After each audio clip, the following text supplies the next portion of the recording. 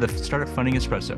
I'm Hall T. Martin, where we talk about how to raise funding and invest in startups and the time it takes to drink an espresso. If you have a question about startup funding or investing, please go to the website, startupfundingespresso.com, and type in your question into the chat bot in the lower right corner to receive an answer.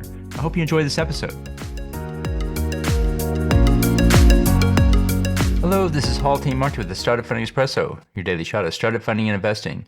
During the diligence phase, startups may ask investors to sign an NDA. If the information is truly confidential and proprietary, then it may make sense for it.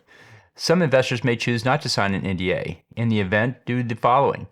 Remove any information from the diligence that is considered highly confidential. Provide the diligence box without this information and check to see if the investor is satisfied. If not, then identify the specific information the investor is looking for. This could be customer names and contact information. In this case, come to an agreement on how the investor will use that information. Set safeguards against cold calling the customer. Perhaps set up a joint call with the customer for the investor to ask questions. In summary, find out what information the investor is seeking specifically and then try to facilitate that piece of information.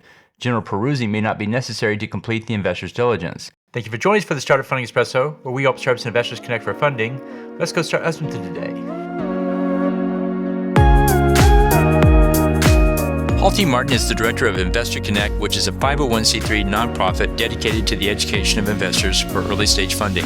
All opinions expressed by Hall and podcast guests are solely their own opinions and do not reflect the opinion of Investor Connect.